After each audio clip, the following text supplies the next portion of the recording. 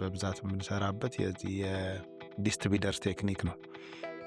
ዝቅተኛውን ዋጋ ያቀረበ አሸናፊ ይሆናል። ሶ የምንሰራው ዲዛይን እንዲህ ዲሞሊሽ እንዲያደርግ አድርገን አስበን መስራት ዛሬ ካልጀመርን ነገ ወደዚህ ወድቆ ሌሎቹንም አፌክት ያደርጋል። ሴፍቲን አሁን እኔም እያየሁት እንደ ቲፎዞ በሚመስል መንገድ ከተማው ላይ ይታያል፣ ግን ሰንሰራቸው የዘለው ናቸው ስቴፖች አሉ። የህግና የባህሪ ሪኳየርመንቶቹ አሟልቶ ተገኝቷል ወይ?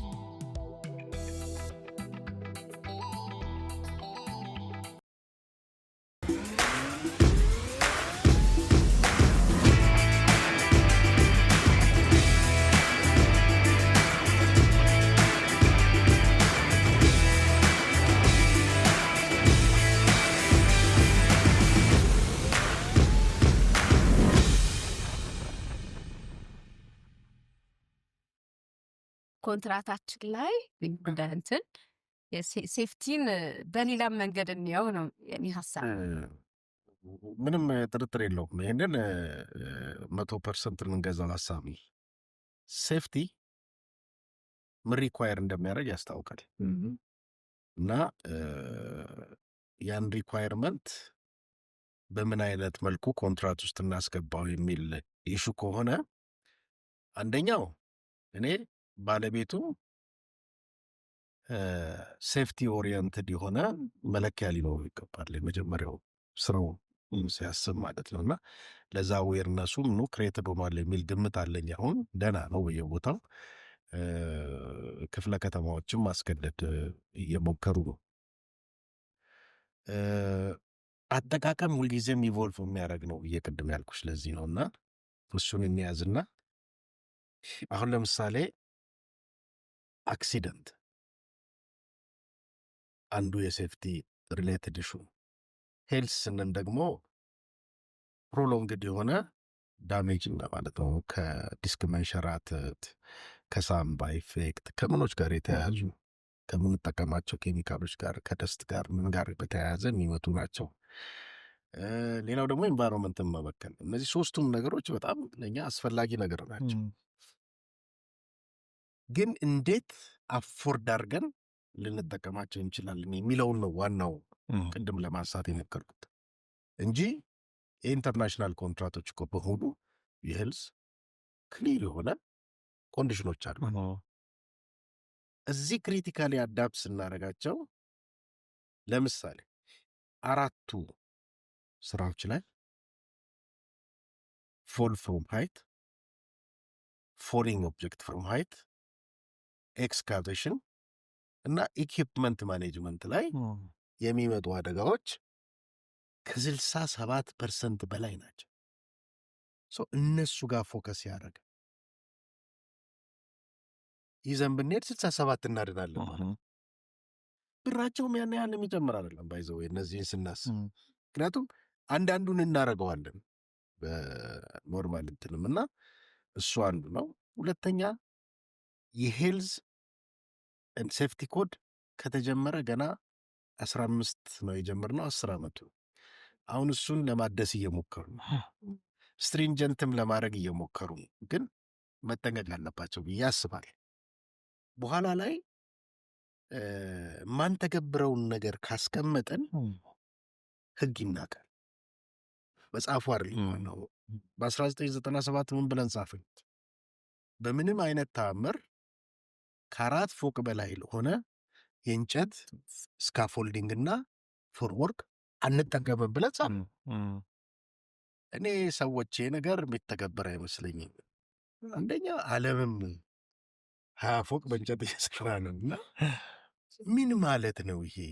ፍሎር ቱ ፍሎር የሚሰራ ነገር ነው እና ኧረ ተው ብዬ ስል አይ ፎረስታችን ተጎዳ የኛ ነባራዊ ሁኔታ ምናምን ሲሉ በቃ እሱ ከሆነ ትልቁ ችግር አንድ ኮንትራክተር አንድ አጣና ሲጠቀም 2 ዛፍ የሚከፍልበት የፎረስት ታክስ ፍጠሩና በዛ አይነት መንገድ አስተዳደሩ እንጂ አሁንም ብለው አረጉት እስከ ማርስ ምንም አለ ቁጭ ብሎ አዲስ አበባ መስተዳደር ህጉ እና ምን ይሆናል? ህግን ያስንቃል እና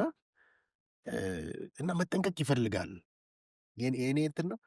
ሌላው ደግሞ ኢቮሉሽኑን ይረሱትና ዛሬ ህግ አውጥተው ነገ መተግበር ይፈልጋሉ። እንደዛ አይሰጥም።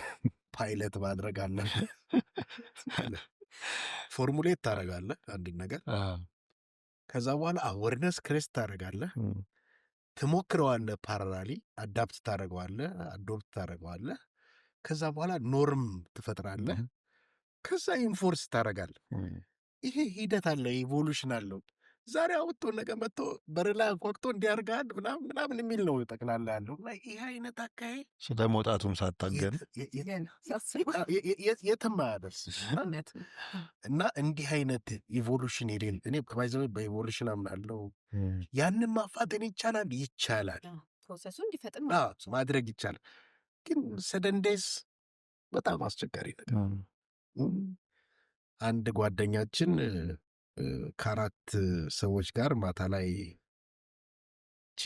ትንሽ የምትጠጣ ነገር አለች፣ እሷን ይዞ እየጠጡ ነው እና ለረዥም ጊዜ ከትልቅ ቦርጅ ነው ያለው። እንትኑም ጥንቃቄ አያደርግም ሄልዝ ላይ እና ደው ይላል። ሰደንዴዝ ማለት አሁን እነዛ 4 ሰዎች ፖሊስ ጣቢያ ሌሊቱን በሙሉ እዛ ሲጠየቁ አንተው በማግስቱም ጥያቄ ከዛ ዋስ እንኳን እስኪፈቀድ ፍርድ ቤት ቀርበው ነው እና ጓደኛሽ ጋር አብረሽ ልጠጭ ወጣሽ በሰደንዴዝ ምን እንግዲህ ይሄ አንዱ ምሳሌ ከሆነ ለትልቅ ፕሮጀክቶች ስታስቡ የት እንደሚያደርሰን አስቡ። እና ሰደን የሆኑ ነገሮች ጥንቃቄ ይፈልጋሉ። ኢመርጀንሲ ሲሆን አውሽ ሰደን ሪስፖንስ ይፈልጋል። ሌላው ግን እንደውም አክቲቭ ሪስፖንሲቭ አፕሮች ነው መጠቀም ያለብን እና ኢቮልቭ እያደረገ እንዲሄድ ማድረግ ነው። እና እኔ ሄልዝ ኤንድ ሴፍቲ ኢንቫይሮንመንት አያስፈልግም አይደለም፣ ግን በመጠኑ እያደገ መሄድ አለበት እና ያን ካልጠበቅን ልክ እንደ 97ቱ የፎርም ወርክ እንዳይሆን እፈራለሁ። እና ከዛ ደንቦች ያው የምታውቋቸው ናቸው። የሚመጡና ኮፍያ አድርግ ይላል፣ ትቶ ይሄዳል። ከዛ በኋላ የሚሆን ነገር የለም። የሚጠቀምበትም ሰው ጥቅሙ ነው። ካልተጠቀመ ቅድም ሬሌቨንስ ያልኳቸው እኔ አንዳንድ ጊዜ ሲሄድ ወደ ሳይት እረሳዋለሁ ሹን ሴፍቲ ሹን ማለት ነው። እና ልክ ስደርስ መኪና ውስጥ አስቀምጠው ይሉኛል። መኪና ውስጥ ሳስቀምጠው ደግሞ መኪና የለ የፕሮጀክት መኪና እና እኔ ሳይት ላይ ነኝ። እና በቃ አንዳንድ ጊዜ እንደዚህ ይሆናል። እና እንኳን የሚሰሩት ሰራተኞች ቀርቶ እኛም እውቀቱም ምኑም ማስተርስ ቴሲስም ማሰርቼ አዌርነሱ ምን ያህል ቀስ እያለ እንደሚገባ እና ሪፍሌክተሩ እኮ ትልቅ ለአደጋ ሲደርስብሽ ቶሎ የሚያሳይ ነኝ። እሱን ሳናረግ ኮፍያውን ብቻ አድርገን የምንገባበት ጊዜም አለና ይሄ ምንድን ነው ትሬንድ ይፈልጋል። በቃ ይዞ የሚሄድ ነገር እና ከቅጣትም በላይ ነው ወይም ከህግ ማውጣትም በላይ ነውና ስንቶቻችንን ቤታችን ውስጥ የበር ቁልፍ ተሰብሮ ያየ ነው ዝም የምንኖር ማለት ነው። ነጮቹ አያደርጉ ሳይ ማለት ምንም ቤት ስገባ እንደዚ አይነት አይቼ የኢትዮጵያዊ ቤት ስገባ ግን እንደዚ አይነት አያለሁ። 3ኛ ዓለም ሀገር ቤት ስሄድ እንደዚሁ አያለሁ። እና ይሄ ምንድን ነው የካልቸር ልጆችሽን ስታሳድጊ ካልቸሩን ይዞ ሲመጣ ውሃ ዝም ብሎ የማይከፍት መብራት የሚያጠፋ ሲወጣ ይህ በቃ የኢነርጂውን ኮንሰፕት የገባው ማለት ነው። እና እንደዛ አይነት ነገር ይታየኛል። አስተዳደግን ሳይ ምንድነው የገጠመኝ 2 ነገር ነው። አንድ ኖርዌይ ፒኤችዲ ቴሲሴን ጨርሼ ዲዘርቴሽኔን በቃ መጨረሻ ላይ ፋይናል እያረኩኝ እየሰራው ሳለው ጥናት የምትሰራዋ ሴትዮ ሲያልፉ ዛሬ ይቅርታ ምናምን አልኳቸው። እንዲያዩነት ትክክል አትመስልም ነው አለፉ። እንደ ዛሬ በጣም በቃ ፊታቸው የተናደደ ነው ይመስል እዚህ ያለ እንደዚህ ብትዩ ታንኪ ብሎ ጥሎ ነው የሚሄደው።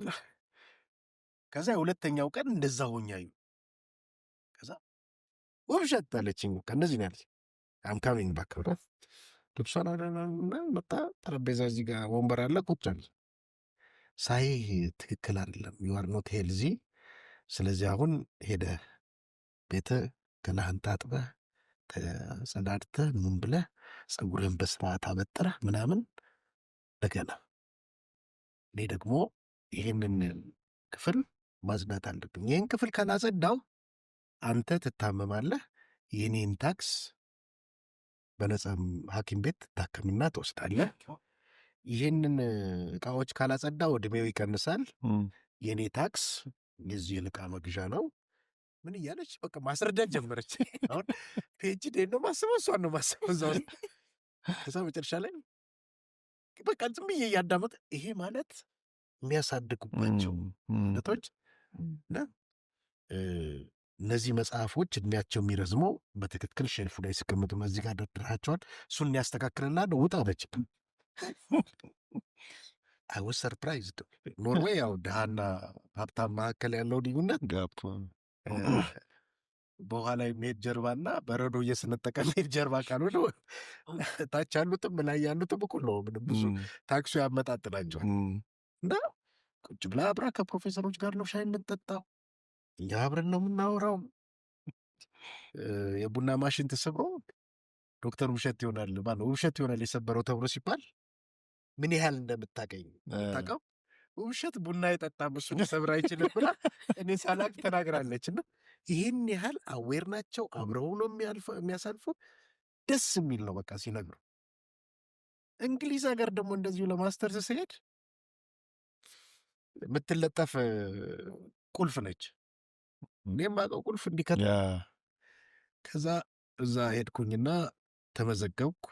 ዶርሚተሪን እንትን ለማለት ነውና እሳቸው ይዘው ይሄዳሉ ተባለ እና ቁልፉን ይዘው ሄዱ እና አፓርትመንቱ ጋር ስንደርስ እንዲያስቀምጡና ቃ ሲል እንዲህ ነው የሚከፈተው ብላ ሳይች አብረን ልንገባ ነው ስል ካለች ስለው አልከፍትም ቆይ አለች እና እንደገና እንደዚህ አድርጋ ቃሲል ነው የምትከፍተው አለች። ገባኝ። ቃሲል ገባ። ስንገባ 4 ፍሎሮች ናቸው። ከሁለተኛው ፍሎር በላይ ሴቶች ናቸው፣ ከሁለተኛው ፍሎር በታች ወንዶች ናቸው። ከሴቶች ጋር አንድ ዶርሚተሪ ኖሬ አላውቅም። ደነገጥኩኝ። እና እንግዲህ ከሁለተኛ ፎቅ በላይ ከተገኘህ እና እነሱ ካልፈቀዱልህ ወይም የምትፈልገ ሴት ካላስፈቀደች ይመጣን በመዘዝ ብዙ ነው ወቀው ህጋችን 6 ወር ያሳስራል አለች። ደነገጥኩ። ከዛ ገባን ወደ ዶርሚተራችን የገባን። ይሄ ኪችን ነው አለች።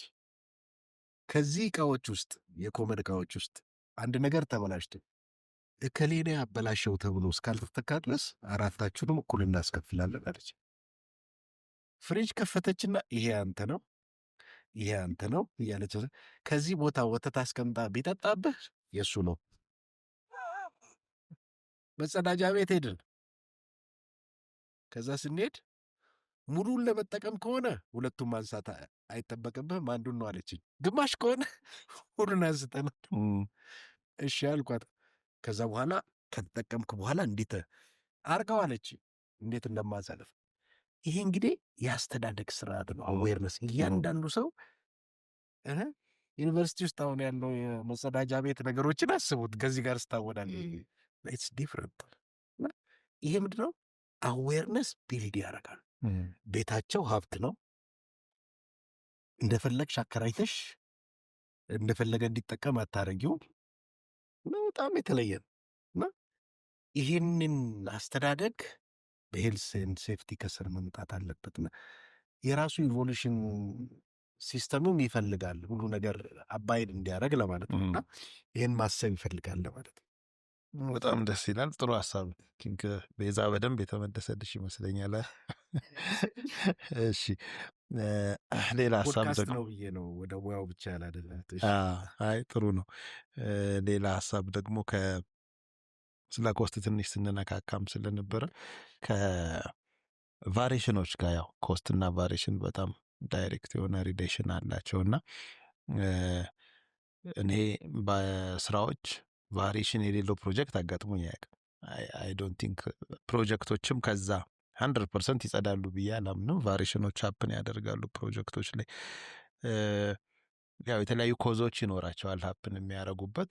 እኛ ጋር ግን በጣም ደግሞ ቫሪሽኖች ሲደጋገሙ ኢቭን የፕሮጀክትን ከግማሽ ኮስት በላይ ቫሪሽኖች የሚመጡባቸው 50-60% በላይ ኢቨን ስራዎች ደግሞ ዝም ብለው የሚጨመሩባቸው ቫሪሽን ሰፕሊመንተሪ እያልን እንደገና ወደ ልዩ ፍቃድ እየተገባ ደግሞ የምንሄድባቸው ነገሮች አሉ።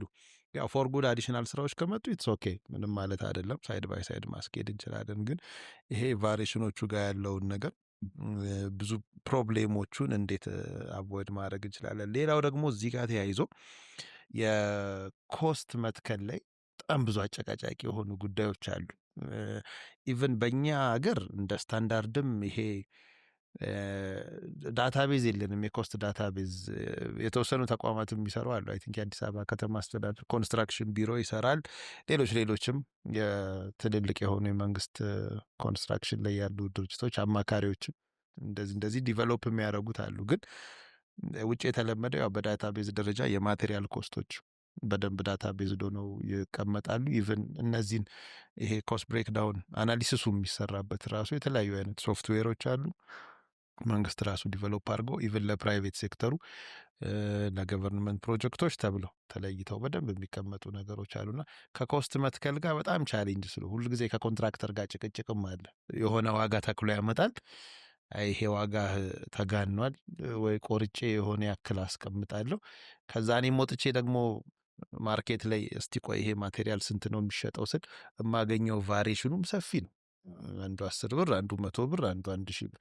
በተለይ ደግሞ ኢምፖርትድ ለሆኑ ይሄ የሜካኒካል ኤሌክትሪካል ምናምን አይነት እቃዎች ላይ ያለው ቻሌንጅ ደግሞ ኢቭን ዋጋውን ለማወቅ ኤስቲሜሽን ለመስራት ጀምሮ ነው የምንቸገርበት። አንድን ፕሮጀክት ኤስቲሜት ሳደርግ ትልልቅ ኤሌመንቶቹን ዋጋ ዲፋይን ለማድረግ በጣም ይቸገራል። ሶ ኢቭን የፕሮጀክት እንትኑን ራሱ አሻሚ ወደሆነ ነገር ውስጥ የሚከተው ነገር አለ። የኮስቱ ላይ ልክ ነው ልክ አይደለም የሚለው ነገር በራሱ ሌላ እንትን ነውና እነዚህን ሁለቱን ነገሮች እስኪ ካለውም ኤክስፒሪየንስ አንጻር በምን አይነት ወይ ደግሞ ማኔጅ ብናደርገው እንደው እንደ ዳይሬክሽን መስጠትም የሚቻልበት ካለ ብታነሳል።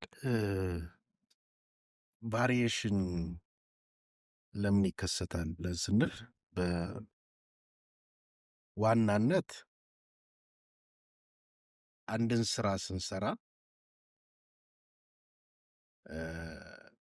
የሚኖረን ዳታ እና የምንፈልገው ዳታ ስለማይመጣጠን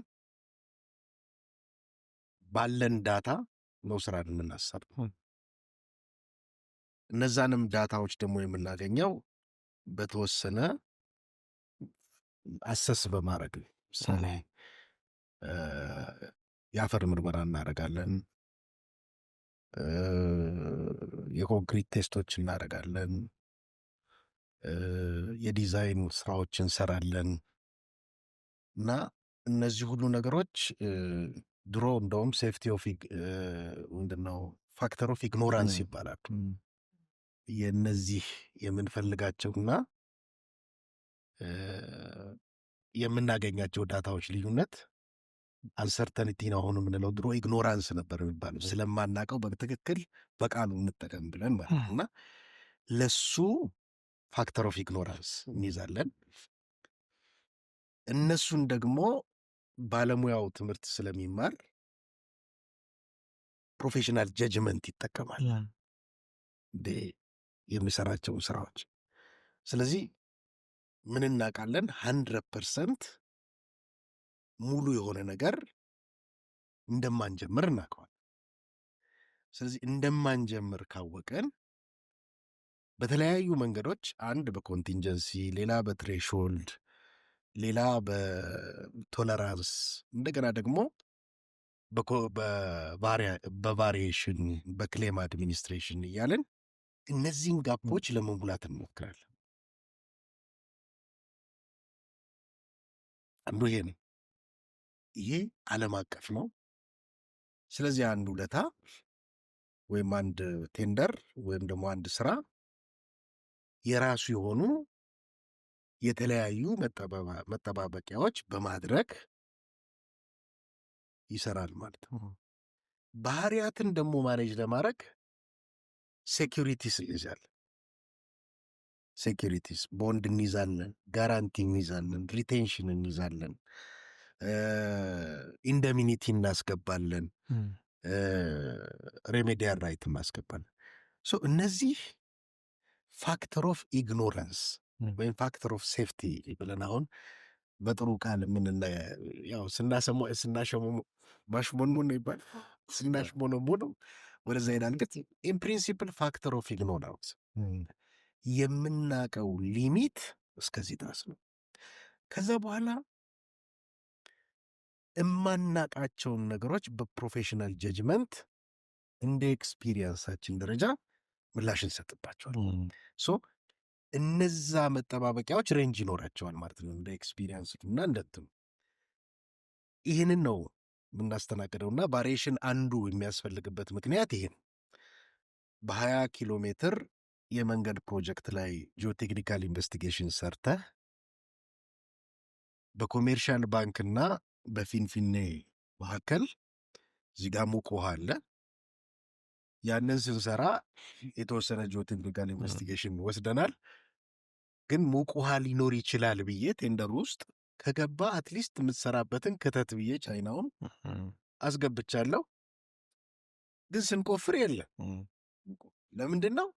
እቺ ወንዝ ልክ በአምባሳደር ጋር የምትሄዷ ወንዝ ሪፍት ሆናለች ማለት ነው። አፈር በዛ ቦታ እንኳን ልዩነት ምን እንዳለው ማወቅ ይከብዳል። ስለዚህ በእንደዚህ አይነት ኢንቨስቲጌሽን ሜተድ እየሰራል አንሰርተኒቲው መኖሩን እያወቅን ለዛ መጠባበቂያ ያላደረገ ኮንትራት ልክ ነው ሆኖ አይታመንም። ስለዚህ ቫሪዬሽን ኖርማል፣ ቼንጅ ኖርማል፣ ኮንፍሊክት ኖርማል ብለን ስንይዘው አመለካከታችን እነሱን በትክክል ማኔጅ እንዴት እናደርግ ወደሚል ወስደናል ማለት ነው። እንዴት ነው ማኔጅ የምናደርገው ስንል ማንኛውንም ስራ ስንሰራ ቤተ ኮስት ኢስቲሜት፣ ቤት ታይም ኢስቲሜት ወይም ደግሞ የምንሰራቸውን ስራዎች ራሳቸው ትክክል ነው በኳሊቲ አይደለም ብለን ለምንላቸው ለነዚህ ክፍተቶች አሰምሽን እናስቀምጣለን። አሰምሽን ሪከርድ ይደረጋል ማለት ነው። አሰምሽን ሎግ ይባላል በፕሮጀክት ማኔጅመንት። ይሄንን ስራ ለመስራት ምን አስዩም አድርገን ነው የተነሳ ነው። ስለዚህ የአንሰርተኒቲ ወይም ያ ኢግኖራንስ በዚህ ፕሮፌሽናል ጀጅመንት ስራ እንዲጀመር አስደርጓል ማለት ነው። አንድ ነገር ቫሪዬሽን ነው፣ አንድ ነገር ክሌም ነው፣ አንድ ነገር ቼንጅ ያስፈልገዋል ብለን ለማለት የአሰምሽን አይሰራም ወይ ብለን እንፈትሸዋለን። ካልሰራ ቫሪዬሽኑ ትክክል። ከዛ በኋላ ወደ ሁለተኛው ባህሪ ነው የምንሄደው። የምናረገውን አሰምሽን እየተማርን እያሻሻልን እንሄድና ፐርፌክሽን ባይዘ ባለሙያ ማለት ሁለት ነገር አሟልቶ የተገኘ ማለት ነው። በዋናነት ባለሙያ ከኦርዲናሪው ሰው የተለየ ማለት ነው። ምክንያቱም ጥቅሙን፣ ጉዳቱን፣ ምንድን የሚባለው ክብሩን የሚያገኝበት የዲፕሎማ ስርዓት ነው። ከዲግሪ እስከ ታች እስከ ላይ የሚሄደው እና ይሄ ምንድን ነው የሚሰጠሽ? አንድ ሙያውን በደንብ ያውቃል ተብሎ አክሬዲትድ ሆነሻል ማለት ነው። ሁለተኛው ደግሞ ይህን ስራ ሲሰራ ጥሩ ፕሪዲክሽን ማምጣት ይችላል። ከኦርዲናሪው ሰው ነው ከ75% በላይ ፕላስ ኦር ማይነስ 25 ዝም ብሎ አልመጣም ማለት ነው። ግን ነባራዊ ሁኔታዎች የሚያስቸግሩበት ቦታ አለ፣ እንደ ኢትዮጵያ እንደ ሶስተኛ ዓለም ሀገር እና ደግሞ ነባራዊ ሁኔታዎች ኮንዲሲቭ የሆኑበት ቦታ አለ እንደ ሰለጠኑት ሀገሮች። ያ ደግሞ የራሱን ይይዛል። 40 ልንል እንችላለን፣ 35 ልንል እንችላለን፣ ፕላስ ኦር ማይነስ። ይህንን ይዘን ስንሄድ ያንን ፕሪዲክት የማያደርግ ባለሙያ ከሆነ ባለሙያ አይደለም ማለት። ስለዚህ ክፍተታችን ባለሙያው ላይ ይሆናል ማለት ነው። እሱ መዝጋት አለብን። ከዛ ውጭ ደግሞ ቢሄቪየራል ነገሮችን ለኮራፕሽን የሚያመቻች ነገሮች የሚሰሩ አሉ። እሱንም የምንይዝበት መካኒዝም መኖር አለበት ማለት ነው። ያንን የቴንደር ዶክመንት፣ የኮንትራት ዶክመንት አንደኛ መጀመሪያ ኢንስፔክት የምናደርግበት፣ ሪቪው የምናደርግበት በኋላ ላይ ኦዲት የምናደርግበት ሜካኒዝሞች አሉ እና ፋይናንስ ብቻ አይደለም ኦዲት የሚደረገው፣ ዶክመንት ኦዲት ይደረጋል፣ ፐርፎርማንስ ኦዲት ይደረጋል። እና እነዚህን ስርዓቶች በደንብ እያበጀን ስንሄድ እንሄዳለን። ግን አንድ ጥናት ያመለከተኝን ነገር ልንገራችሁ። የወርልድ አቨሬጅ የኮንስትራክሽን ኢንዱስትሪው ክሌም 80% ነው። አቨሬጅ የአንድ ጥናት ያጠናው ጥናት ያሳየኝ። እዚህ ክሌም 0% ነው ወይም 5%። ሁለቱን ሳይ ደነገጥኩ። እኛ ከዓለም ልንበልጥ ነው ማለት ነው እያልኩኝ፣ ግን የገባኝ ምንድነው መብቱን የሚጠይቅ ሰው መብቱንም ሊሰጥ የሚፈልግ አካል እንደሌለን የገባኝ። እነዚህ ሰዎች ኮራፕሽን ባይገቡ ምን ይደንቃል? ዓለም አቨሬጁ 80% ነው። እኛ 5-10% ሆነን እኛ የተሻለን ሀገር ነን ብለን ስንቆጥረው ያሳፍራል። እና አንዳንዴ የምትፈትሸው አዘር ዌይ ፕሩፍ ባይ ኮንትራዲክሽን የሚባል እውን ቫሪዬሽን ሌላ ሀገር ስንት ነው፣ ለምን አይነት ፕሮጀክት ብሎ አሰስ አድርጎ የእኛ ቫሪዬሽን ስንት ነው ብለን አይተነዋል እውነትም ለመመዘን። ስለዚህ ይህን እንግዲህ የምነግርህ በኖርማል ፕሮሰስ ነው። ባለቤት የሚፈልገውን ነገር በትክክል ሳይተምን ቫሪዬሽን ቢኖር ምን ይደንቀናል? እና እኔ ምንድን ነው ሂደቶቹ መፈተሽ በደንብ ይፈልጋልና ተነስቶ ማየት ይፈልጋል። ግን ቫሪዬሽን የራሱ ስርዓት አለ። ባይዘዌ ቫሪዬሽን 7 ስቴጅድ የሆነ የቫሉዌሽን ይጠራለው። ዝም ብሎ አይደረግም። የመጀመሪያው ሊያቢሊቲ፣ ይሄ ነገር ቫሪዬሽን ነው ወይስ አይደለም ብለህ መለየት፣ ከህግ አኳያ አይተህ ቅድም እንዳልኳችሁ እኛ አሰምሽን እናስቀምጥ፣ አሰምሽን ሎግ የለንም። ስለዚህ ነው አይደለም ራሱ አጠያያቂ ነው ማለት ነው። በዚህ ሁኔታ ላይ ያለን ነው የሚላለ አይደለም የሚላል። ስለዚህ ለዲስፒዩት ሬዲ የሆንን ሰዎች ነን ማለት ነው። ስለዚህ ፕሮጀክት ማኔጅመንት ስራውን እንዲሰራ ለማስቻል አሁን የያዝነውን አካሄድ አጠንክረን አሰምሽን ሎግ የሚባሉበት፣ ባለሙያው ደግሞ ይህንን የማድረግ ኃላፊነት እንዳለበት፣ ካላረገ ኔግሊጀንስ ተብሎ የሚጠየቅበት አግባብ መኖር ያለበት፣ እነዚህ እያለ መሄድ ያለበት ነገሮች አሉ። ያው ኢቮሉሽኑ እንዳለ ሆኖ ዛሬ አውጥተህ ዛሬ ከባድ እንደሆነ ማወቅ ይፈልጋል። ከዛ ቀጥሎ ደግሞ ኮስት ኢስቲሜት፣ ኮስታችን ምን ምን ይዞ ኢስቲሜት ያርግ የሚል ህግ የለንም። ለኮስት ዝም ብለን በፋይናንስ ህግ ነው የምናወራው፣ ወይ ደግሞ አንዱ በተማረበት ህግ ነው የሚሰራው። እውነት ነው በሚያቸው የውሃ ስራዎች ላይ አንዱ በአንድ ሀገር ተምሯል፣ አንዱ ዲዛይኖች የተለያዩ ናቸው። እንደዚህ አይነት አጋጥሞኝ አይቻለሁና በቃ እንደዚህ ነው የምንሰራው ኮስት ላይ። ስለዚህ አንድ ኤክሰል ሺት አንድ 4 ልጆች ነን መሰለኝ እዛ ባትኮዳ የነበረ ጊዜ አሻሻልናት ፈጠርናት ምናምን፣ ያው እስከዛሬ ድረስ እሷ ነቻለች። ትንሽ መመሪያ አዲስ አበባ መስተዳድር ኮንስትራክሽን ቢሮ አድርጎ ይሄ ፊክስዱን ለመተመን የሚሰራበት ትንሽ ለገባት ጥሩ ሙሉ ነው አለ። ስለዚህ ሲኤምአይ አሁን እያስጠና ነው እና ያ ነገር ተጠንቶ ራሱን የቻለ ኮንስትራክሽን ኮስት ኢስቲሜት ልንሰራበት የምንችልበት ኮምፖነንቶቹንም ምኖቹንም የሚያስቀምጥ፣ ከዛ በኋላ ደግሞ ልክ እንደ ውጭ ሀገሩ ኮስት ቡክ የሚዘጋጅበት ምን ማለት ነው? በቃ ዳታቤዝ ያልከው ማለት ነው። እሱን የሚሰሩ ኤንጂኦዎች አሉ፣ ፕራይቬት ካምፓኒዎች አሉ፣ ይሸጣሉ። አሜሪካ ወደ 30 አለ። ዲሲ ውስጥ ብቻ ማባቸው ማለት ነው። ሄጄ ሳይ ራሱ ሁሉ እነሱ ይሰራሉ፣ እኛ ሳንሰራ ኮስት እንላለን። እንግሊዝ ውስጥ ማለት አሉ። እኛ ጋር አንድቺ ምንድን ነው የምትባል አንድ መጽሔት አለች፣ ኮንስትራክሽን የሚል መጽሔት። እሱ ነው ትንሽ ኮስት የሚሰበስበው። ሌላ ምናምን መርካቶ በየወሩ የሚወጣው ይሄ ምናምን ናሽናል ኮንስትራክሽን፣ እንደገና ደግሞ መርካቶ ይባላል .com ይሄ ምንድን ነው አፕሊኬሽን አለች እና እነሱ በቃ ባገኙት መጠን በቃ ደግሞ እየተፍጨረጨሩ ይሰራሉ። የምንከፍላቸው ከሚያወጡት ጋር ይህንን ማሳደግና ኮስት ቡኮች በትክክል የሚቀመጡበት መንገድ ከተሰራ ለኢስቲሜቱ ግብአት ይሆናል። እነዚህ ሁለቱ መሰረታዊ ናቸው። ህግ እና እንትኑን ካረግን አሁን እንትን የሚሰራበት መንገድ እኔ ደስ ይለኛል። የፊክስድ የሚሰራበት ያው ሪያሊስቲክ ነው ወይ የሚለውን አንዳንዱ ላይ ይቸግረኛል ለመቀበል፣ ከገበያው ዋጋ ጋር አይጣጣምም። ግን ታትሳዊዱ እና ደግሞ ከመንግስትም ገንጠል ያለ ኢንዲፔንዳንት ቡድን መስራት ቢጀምር የተሻለ ማኔጅ ማድረግ ይቻላል። ያው የሚመጣውን ቅንጅት በጣም ተጠንቅቆ ማኔጅ ማድረግ ይፈልጋል እና የዛ አይነት ሂደት ይፈልጋል እና ይህን እስካላደረግን ድረስ አስቸጋሪ ነው። ሁለተኛ ሁሉም ቴንደሮች ኮንትራክተሩ ኮስቱን ሲያስገባ ኮስት ብሬክዳውን እንዲያስገባ ይጠይቃል። እኛም አንጠይቃቸው ጨረታ ላይ እነሱም አያስገቡ። በቃ ዝም ብለን እያስተዳደርን ነው ማለት የልምድ አዋላጅነታችን ከፍ ያለ ነው የሚለውን መያዝ ይፈልጋል።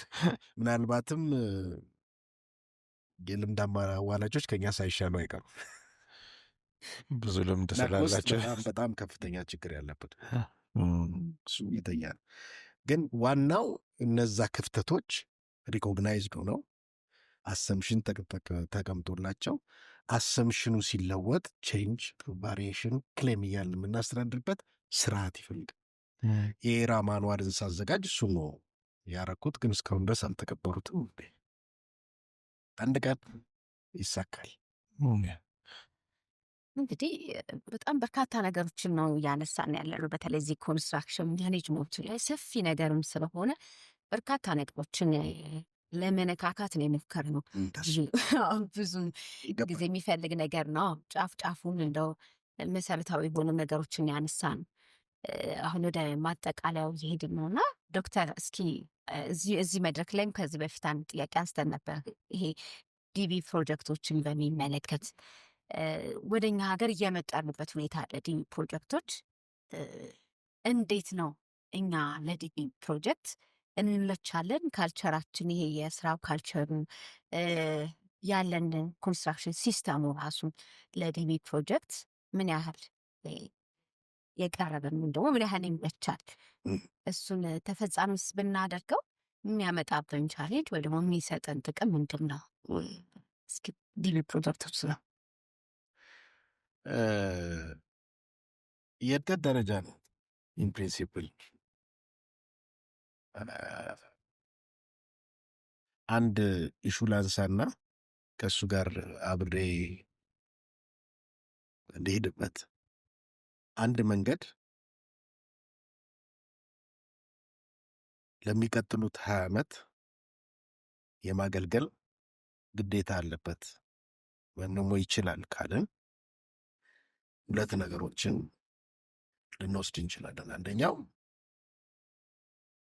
ያ መንገድ 20 ዓመት የሚያገለግለው ምን አይነት ደረጃ ላይ ሲሆን ነው? ሶዛት ኮንዱሲቭ የሆነ ትራንስፖርቴሽን እንድናገኝ ማለት ነው።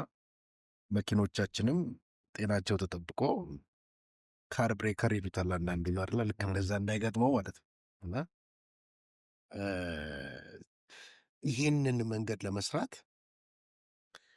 ራፍስነስ ኢንዴክሱ ከ8 ወይም ከ8 በላይ መሆን አለበት ብዬ አንድ ውለታ ጽፌ ይህን መንገድ ስራልኝ እና እኔ ስራዬ ከዛ በታች ሲሆን ሁልጊዜ እንድጠግን ማድረግ ነው እስከ ዓመት ብዬ ብዋዋል እና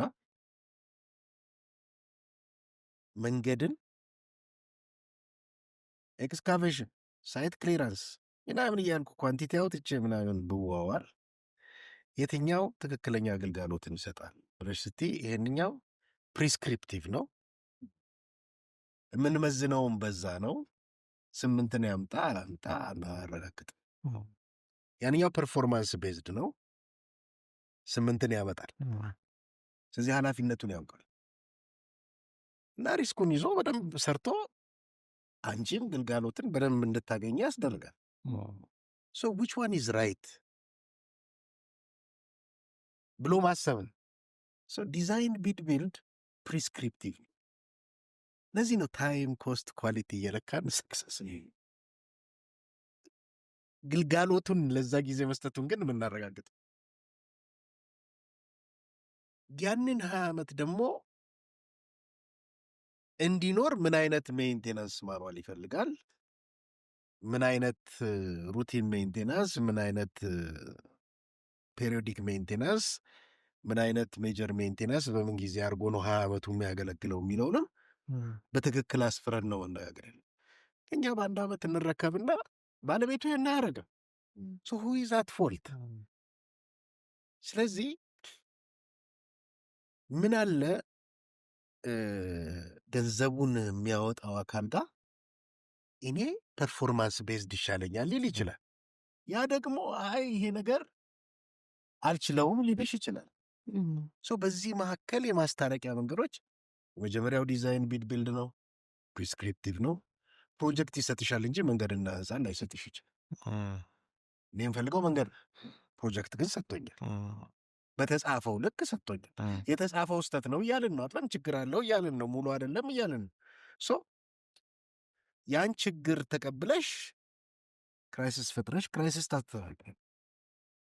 ይሄ መንገድ ይሻልሻል ወይስ ከሱ ትንሽ ኢንሃንስ ያደረገ ደግሞ ዲዛይን ቢልድ እዛው አንተው ተወጣው። የኔን ዲዛይን ችግር ነው አንተ የምታስተዳድረው፣ ስለዚህ አንተው ራስህ ተወጣው ብለን ሁለቱንም ደግሞ አስተላልፈን ለዛ ብቃት ያለው ኮንትራክተር አዘጋጅተናል ወይም ያንን ማኔጅ የሚያደርጉ ባለሙያዎች አለን ወይ ነው እና እየፈጠር ነው። ኢቮሉሽን ነው የምላችሁ ለዚህ ነው ያለ። ዲዛይን ቢልድ ከዲዛይን ቢልድ ሞር ፐርፎርማንስ ቤዝ ነው። ስለዚህ መንገድ የመስጠት እድሉ ከፕሮጀክት የተሻለ የምፈልገውን ነገር የሚሰጠኝን ነገር ማን ይጠላል? ስለዚህ አንችልም በሚል የድሮውን ብቻ እንጠቀም በሚል ሬዚስታንት ይዘሽ ልትኖሪ አትችይም። ይሄ ኢቮሉሽን ነው፣ ኢቮልቭ ያደርጋል። ከዛ ያልፍና ቢልድ ኦፕሬት ትራንስፈር የሚባላል ፒፒፒ የሚባላል እና ይመጣሉ። እነዚህ የሚመጡት ለምንድን ነው? በቃ ራስህ ፋይናንስ አርጋት፣ እኔ ከባንክ ብድር አመቻችልሃለሁ። ስራው እኔ የምፈልገው 8 እንዲመጣ ነው። ሜንቴናንስ ማኑዋልህም ራስ አዘጋጅ። 8 ያልመጣ ቀን ክፍያን አልከፍልም፣ እኔ በየወሩ ነው የምከፍልህ እንደ ሬንት ዋለው። ከ20 ዓመት በኋላ እረከብሃለሁ። የትኛው የምንፈልገውን ነገር ያመጣል? በምንፈልገውና በእኛ ዝግጅት መሀል ኮንቴክስት የምንለው ምን ያህል ይጫወታል ብለን አሁን ገና ወደ ዲዛይን ቢልድ ገብተን እየሞከርን ነው። ነገ ቢልድ ኦፕሬት ትራንስፎር ሲመጣ አሁን ምንሽን የሚያወራው በቃ ማንን ልበልሽ፣ አንድ ሆቴል ስም ብጠሩልኝ፣ ለምሳሌ ፍሬንድሺፕ አለ ሆቴል። አንቺ ባለቤት ነሽ፣ እኔ ኮንትራክተር ነኝ። ለፍሬንድሺፕ ሆቴል አይነት ሰው በቃ ውለታው ይሄ የምንነጋገረው የሰራሽውና ፍሬንድሺፕ አንድ አይነት ነው ወይ ነው? በቃ አለቀ። አንቺ ወደድሽው ፍሬንድሺፕ ነው። የምትፈልጊውን ሆቴል አግኝተሻል። ግን አንድ ዲዛይነር አመጣሽ፣ ዲዛይን አስደርገሽ ቢል ኦፍ ኳንቲቲ አጽፈሽ ምናምን ስትሰሪ የምታገኘው ቢል ኦፍ ኳንቲቲውን። ሀሳብሽ ፍሬንድሺፕ ሊሆን ይችላል፣ ነግረሽውም ሊሆን ይችላል። ዊች ዋን ጊቭስ ዋት የሚለውን ስታይ ባለቤት ፐርፎርማንስ ቤስድ፣ ይሄ ደግሞ አልደረስኩም ይላል። በእነዚህ ሁለቱ መካከል ለማጫወት ዲዛይን ግን እንደ መግቢያ ነገር ነው እና እየገባን ያለንበት መንገድ ከዚህ አንጻር በጣም በሰፊው አስበው አሁን እንደግ ብሎ የሚያሰራውም ሰው ፍሌክሲቢሊቲውን ይዞ የሚመጣ ችግርን አስተናግዶ ለመሄድና ለማሳደግ ሳይሆን እዛው ዲዛይን ቢልድ እያለ የሚኖር ነው የሚበዛውና እውነተኛውን ነገር ማፍረት ይፈልጋል። በቃልሽ እንዲህ ስታፈርጨው ይሄ ነው እንደ የሚል ነገር ይመጣል። ከዛ በኋላ አብረን ማስተናገድ እንጀምራለን። ኮሜርሻል ባንክ እኮ 17% አካባቢ እውነት ይሁን ውሸት አላውቅም፣ ሰዎቹ ከስረናል ይላል። ግን በማቴሪያል ከሀገራቸው ሲያመጡ በሚያገኙት ኮሚሽን አትርፈዋል አለ። ኮሜርሻል ባንክ አንደኛ 21 ብለን ነው ፎሪን ከረንሲን ፊክስድ ያደረግ ነው። ዋጋ ስትል 50 እስኪመጣ ድረስ በ21 ነው የተከፈላቸው። ዶላር ሬቱ ማለት ነው። የዲቪ ጥቅም አንዱ ወይ የኔጎሽሽኑ ኃላፊም ነበር እነሱ ወደ 2 ቢሊዮን አካባቢ ወይም 1.7 ቢሊዮን አካባቢ አግኝተዋል። ሁለተኛ ዲቪ በመሆኑ ምክንያት ዲዛይን በሙሉ የራሳቸው ላይ ነው። ህንፃ በ5 ቢሊዮን በ6 ቢሊዮን ተሰራ ስትይ አሁን እኮ 50 ቢሊዮን አትሰልም።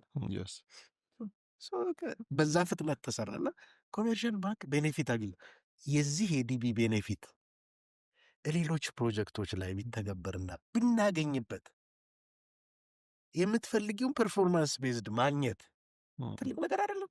ስለዚህ ፖዘቲቭን ነገር በደንብ አጉልተን ግን ደግሞ ኮንቴክስታችንን ዲቨሎፕ ለማድረግ አብረን በጋራ የሚመጣን ችግርም ለሀገራችን ለማመድ ደግሞ ኮንቲንጀንሲ ይዘን ኢቮሉሽኑን እያመጣን መሄድ እና ወደ መጨረሻው ሁሌ የምንፈልገውን ለመስራት ካልሄድን ነገ ኤአይ ይሰራዋል፣ ምንም ሮቦቲክስ ይሰራዋል እና ስለዚህ ሰው ባለሙያ ሆኖ መቀጠል ካልፈለገ በስተቀር ኤአይ ይተካዋል። በቃ አለቀ እንደዚህ ከቀጠለ። ስለዚህ ራስሽን የምታስከብሪው ራስሽ ነው። በሬዚስታንስ አይደለም ልንሄድ የምንችለው እና ፋክቱ ይሄ ነው። ለምን መጡ የሚለውን ነገር ስታቂ ወይም ስናቅ የተሻለ ወደዛ መንገድ መግባት አለብን እና እድገትን ማቆም አይቻልም። እድገትን ግን ስንገባበት መጠንቀቅ ያስፈልጋል። መፍራት ግን ደግሞ አያስፈልግም። በመፍራትና በመጠንቀቅ መካከል ያለውንም ምንድን የሚባለው ሬንጅ በደንብ ማሰብ ይፈልጋል እና ለዛ ዝግጅት ማድረግ ይፈልጋል እና ዝግጅት ስናደርግ ደግሞ ፈርተነው ሳይሆን እየገባንበት የሆነ ኮንቲንጀንሲ እያስቀመጥንለት ይሄዳል እና ያንን ሂደት ነው መማር ያለብን ብዬ ነው የማምነው እና ዲቢ ቀላል ቤኔፊቶች አይደለም። በቅጥ ብዙ ቤኔፊቶች አሉትና እኔ ለምሳሌ ሰርቼ የማላቀውን ስራ በዲቢቢ መተመን አልቻልኩም። በቀላሉ በዚህ ተምኜ ማሰራት እየቻልኩ ምን አስጨነቀኝ? አለበለዚያ ዲቢቢ አድርገው ካልሽኝ እሱንም የሚሰራ ከውጭ ላመጣ ነው። ኮሉድ የሚያደርግበትም ነገር ሊፈጠር ይችላል። ስለዚህ አመሉ ዘር ስለዚህ ይሄ ፐርፎርማንስ ቤስድ ጥሩ ነው የሚለው መጀመሪያ መውሰድ የምንፈልገውን ነገር ያስገኛል። ከዛኛው ሜተድ የተሻለ ነው፣ ግን ደግሞ በአንዴ እዛ ደረጃ እንደርስምና እስቲ በስቴጅ እንድረስ ብለን አሁን ያለው የዲቢ ሜተድ ኢንሃንስድ ዲቢ ይባላል። እኛ እዚህ ሀገር የምንሰራው ከውለታው በፊት አትሊስት ኮንሰፕቱዋል ዲዛይን የሚያግባባ ነገር መነሻ ቢሆን ኮሜንሹራቢሊቲ ይባላል። ሁሉንም ጥሩ ቴንደር ዋጋ ላይ ያቀርቡ የሚችሉበት መንገድ አመቻችተን ነገ ፒውር ዲቢ ሲሆን ቅድም ያልኩሽ ነው የአንድ ሆቴል ስም ጠርቼ እሱን ስራልኝ ብዬ ብለው አስቢ ዋት ኢት ሜይዝ ሪኳየርመንቷን ሄዶ ከዛ ላይ ሰብስቦ መከራውን አይቶ ምናምን የሚወዳደር ኮንትራክተር አለን የለን? እሺ ጥሩ እንግዲህ እስካሁን ብዙ ሀሳቦችን አንስተናል። ያው ሰፋ ያለ ነገሮችን ለመወያየት ሞክረናል። ትንሽ ነገር ከጀነራል ነገሩ ከኮንስትራክሽን ማኔጅመንት ብለን ልናነሳ ከምንችላቸው ነገር ትንሽ ቢሆን የሚያነሳ ነው። እንግዲህ የሰዓትም ሊሚቴሽን ስለሚኖርብን ነው። ሌላ ጊዜ ደግሞ በተለያየ መድረኮች ሰፊ ሀሳቦችን ደግሞ ይዘን እንመለሳለን። እንደ መጨረሻ ሀሳብ ግን እስካሁን ያነሳ ነው በሙሉ እንግዲህ ተጠቅልሎ ፕሮጀክት መጨረሻ ላይ ዘግተን እንወጣለን ወይም ክሎዝ አውት የምንለው ስቴጅ አለውና እሱ ላይ እኛ ሀገር ካለው ልምድ አንጻር ብዙ እንትኖ የለም፣ ኤክሰርሳይዝ አናደርገው። ብዙ ጊዜ ኮንትራታችን ለካስተዋልን እንደውም ክሎዝ አውት ሪፖርት ተብሎ ሁሉ ወይ ኮንሰልታንቱ እንዲያቀርብ አስገዳጅ ነገር አለ። ግን ክላያንቱም ስለማያውቀው አይጠይቅም። ኮንሰልተንትም ያን ያክል የፕሮጀክቱን ፍሮም ዘ ቢግኒንግ እስከ መጨረሻ ያለውን ሂስትሪውን ዲስክራይብ አድርጎ በደንብ ገልጾ ሪፖርት ሰርቶ የመውጣት ነገር የለም። ኢቨን ተከታትሎ ደግሞ እስከ ፋይናል አክሰፕታንስ የአንድ ዓመት ዲፌክት ላያቢሊቲ ፔሪዱንም ፕሮፐርሊ ተከታትሎ የሚሰሩትን የሚስተካከሉትን የሚታረሙትን አርሞ ፋይናሊም ዘግቶ የመውጣት ነገር የለም። ፕሮጀክት አለቀ የምንለው እኛ ብዙ ጊዜ ፕሮቪዥናል አክሰፕታንሱ ላይ ፋይናል የሚባል ነገር አልተለመደምና ኮንትራክቹዋል ኢሹዎችም አሉ ከእሱ ጋር ተያይዞ እዛ ውስጥ ብዙ ዝርዝር አልገባ። ከቦንዶች ጋር ተያይዞ መታደስ አለበት እስከ ፋይናል እንደዚህ ግን ያው ብቻ እንረሳዋለን። ፕሮቪዥናል ካረግም በኋላ እንረሳዋለን። እና ዶክ እስቲ በዚህ ላይ ሀሳብ ሰጠን ተሞክሮም ካለ እንደው ገጠመኝ ብታነሳልን። ብዙ ፕሮጀክቶች ፋይናል ክሎዚንግ አያገኝም። አንዴ የተጠና ጥናት ወደ 30% ፕሮጀክቶች እንደዛ አይነት ነገር እንደሚያጋጥማቸው ያሳያል። እና ይህ ምንድን ነው ኪ ኮዙ ብለህ ስትል ባለቤትም አማካሪም ስራ ተቋራጭም ሬጉላቶሪ ቦዲ ምንድነው ኮምፕሊሽን የሚለውን በትክክል ተረድተውት እያስተዳደሩ ነው ብዬ ማለት ይከብደኛል። አንድ የላይፍ ሳይክል ስላለች ብዙ ጊዜ ፕሮጀክት ማኔጅመንት ኮንስትራክሽን ማኔጅመንት ስንማር ስታርቲንግ ምናምን ትላለች ነው። ኮምፕሊሽን የሚለውን ማንም ሰው ያየው የለም። ምሳሌ ኮምፕሊሽን የሚጀምረው ሲጀመር ነው። ሲጀመር እንዲህ ብላ ትወጣና እንዲህ ሄዳ ተመልሳ ሲያል ከባድ እንዲህ ወደዛ አካባቢ ከፍ ብላ ነው ወደ ዲፌክት ላያቢሊቲ ፔሪድ እንዲያለች ይባል። ይሄ ማለት 4 ስቴጅ ኦፍ ኮምፕሊሽን እንዳሉ ያሳያል። የመጀመሪያው ኮምፕሊሽን ኮንዲሽናል ኮምፕሊሽን ይባላል። ባይዘው ቃሉ ራሱ ይሄ በምንድን ነው የሚገለጸው? በኢንተሪም ፔመንት ሰርቲፊኬትስ ነው የሚገለጸው። ኢንተሪም ፔመንት ሰርቲፊኬትስ ኮንዲሽናል ያ ፕሮቪዥናል ስለሆኑ ኮንዲሽናል ኮምፕሊሽን ናቸው። በዛ ጊዜ እያንዳንዱን ስራ ስንሰራ የፕሪፓራቶሪ ስራ አለ። ያ ትክክል መሆኑን አረጋግጦ ማስጀመር ይፈልጋል። ከዛ በኋላ ስራው ሲሰራ ደግሞ የሱፐርቪዥን እና የኳሊቲ አሹራንስ ስራ አለ። ቴስት ምናምን ሞካፕ እንደዚህ ሁሉ የምንላቸው ነገሮች እዛ ውስጥ እየተመዘገቡ በትክክል ሪከርድ እየተደረጉ አይሄዱ። ለዛ ሪፖርት ለመጨረሻው ሪፖርት ግብአቶች ናቸው እነዚህ እና የሱፐርቪዥን እና የኳሊቲ አሹራንስ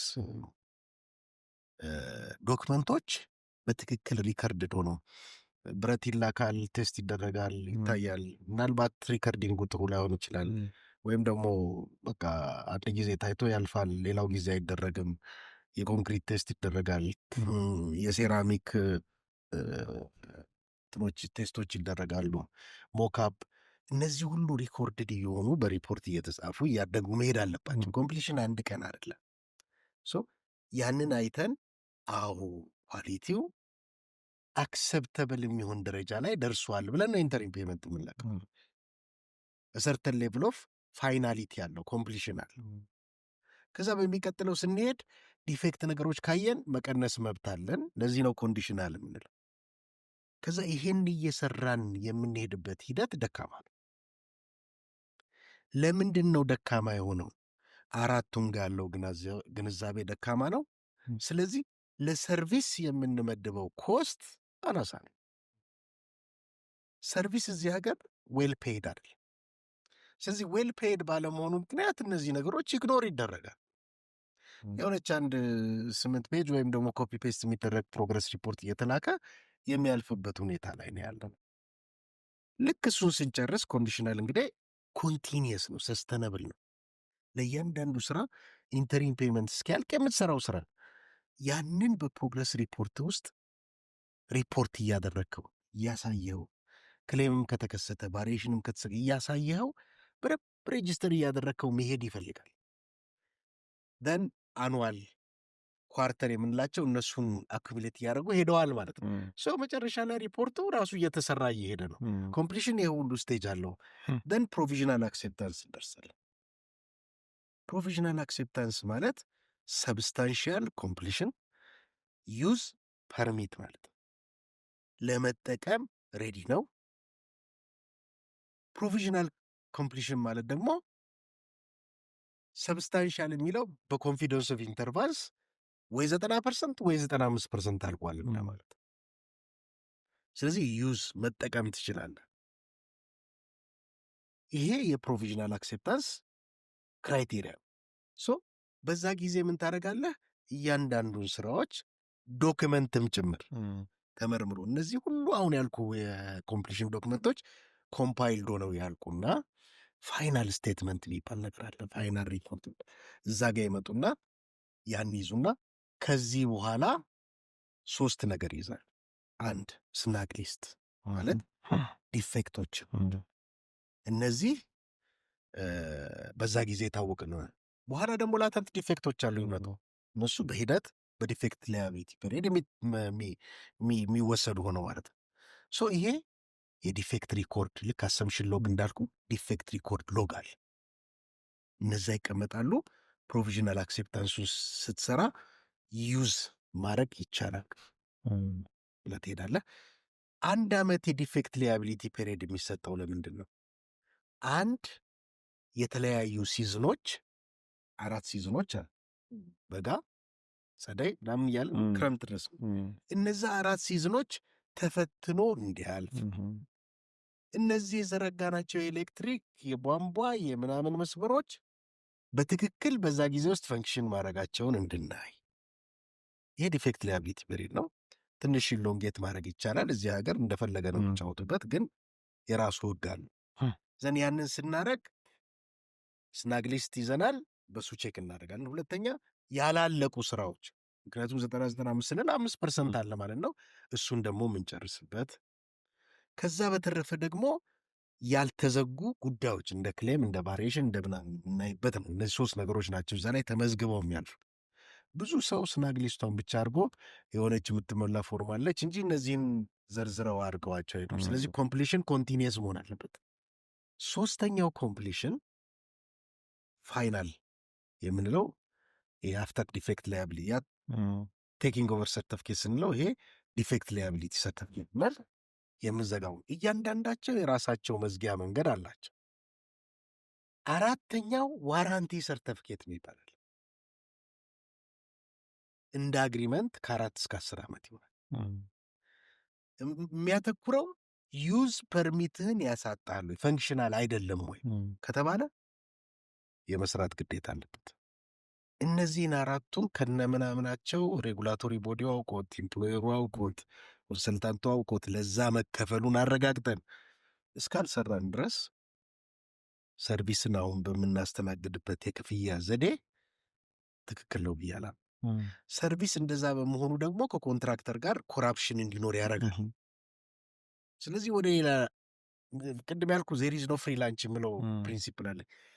ያንን ለመሙላት ኦቨርዚለስ ኮንትራት አድሚኒስትሬሽን ትገባለህ። ከዛ በኋላ ኮራፕሽኑ በዛ ይጣጣል ማለት ነው። እና የማትፈልገውን ሁሉ ነገር እየተቀየረ አማክሮ ሊያጣጣለት ይችላል። እና ለሰርቪስ አለመክፈል ራሱ ችግር ነው። ይህንን እንዳለ 4ቱን የኮምፕሊሽን ስርዓት በደንብ ተረድቶ ማስተናገድና መስራት የፕሮጀክት ማኔጅመንቷን ከርቭ አይቶ መሄድ ይፈልጋል። እና እንዲህ መሄድ ይፈልጋል። ሰው ይቀያየራል። ሰውን አክብረን ስለማንሳ አንድ ፕሮጀክት ማኔጀር ከአንድ ፕሮጀክት ላይ ለቀቀ ማለት ይህንን የምታውቀውን ሪከርድ አጣኸው እንደማለት ነው። ሲስተም የሚይዝበትን መንገድ ማበጀት አለብህ። እሱንም መንከባከብ አለ። እንዲህ አይነት ነገሮች በጣም ኢምፖርታንት ናቸው። ዞሮ ዞሮ ሪከርዳችንና ባለጓው ሁሉም ነገር የሚሰራልና ያን አክብረን ስንሄድ ስርዓቱን ስንመሰረት ልክ ይቺን አሁን ልክ እንደ ጋይድላይን ሬጉላቶሪ ቦዲ ቢጽፍ ምንድን ነው ኢንተሪም ፔመንት ሰርቲፊኬት ምንድን ነው ማሟላት ያለበት ፕሮግረስ ምንድን ነው እያለን እያንዳንዷ እኮ የራሷ ጋይድላይን አላት። ብቻ ቀን እዚህ ገና ምንም እዛ ቃል አልደረስንም። በላይ ያለ ጋይድላይን ብቻ እየጻፈን የምንኖር ሰዎች ነንና ወደዛ ኢቮልቭ ወደ ታች ውረድና ኢቮልቭ ካረገ እነዚህ ነገሮች ይስተካከላሉ ብዬ አምናለሁ። የገንዘብ ፖድካስት ተከታዮቹ ብዙ ነገር እንዳገኙ እርግጠኛ ነኝ። እንደው ግን ቀረ የሚሉት ማጠቃለያ ሀሳብ በተለይ ለባለሙያው አዲስ ጀማሪም ውስጡም ላለን ለኛ ደግሞ ለትልልቆቹ ምን አይነት ምክር? እኔ በአጭር ቃል ነው ይህን የምገልጸው ነው። በእውቀት የሚመራ የኮንስትራክሽን ኢንዱስትሪ እንፍጠር። የምንሰራው ነገር በእውቀት የሚመራ ከሆነ ማኑዋል አለው፣ ጋይድላይን አለው፣ ኢንስፔክት ይደረጋል፣ ሪቪው ይደረጋል እና የሚያድግ መሆኑ አሹርድ እና ይህንን ይዘን የምንሄድበት አካሄድ እስካልፈጠርንና የኤጁኬሽን ሲስተማችንን ሞር ፕራክቲካልና ከዘመኑ ቴክኖሎጂ ጋር እያዋጀን ካልሄድን ኮንስትራክሽን ኢንዱስትሪው እንደዚሁ ይቀጥላል። ነገር ግን በቅርብ 5 ዓመት በማይሞላ ጊዜ ውስጥ አሁን ያለው የቴክኖሎጂ አካሄድ ምናልባት በቅድሚያ ይተፋናል እና ባለሙያዎቹን፣ የትምህርት ስርዓቱን፣ የሬጉላቶሪ ቦዲውን በእውቀትና በእውቀት የሚመራ የኮንስትራክሽን ኢንዱስትሪ ለመፍጠር መተባበር እንዲችሉ ለምናል። እሺ እንግዲህ በጣም ነው የምናመሰግነው ዶክተር ጊዜዎትን ሰርተው እዚህ ስለተገኙ። የገንቢው ፖድካስት ተከታዮችም አብራችሁ ስለሆናችሁ እናመሰግናለን። ለዛሬ የያዝነው ሀሳብ ይሄን ይመስል ነበረ። አብራችሁ ስለነበራችሁ እናመሰግናለን። መልካም ጊዜ።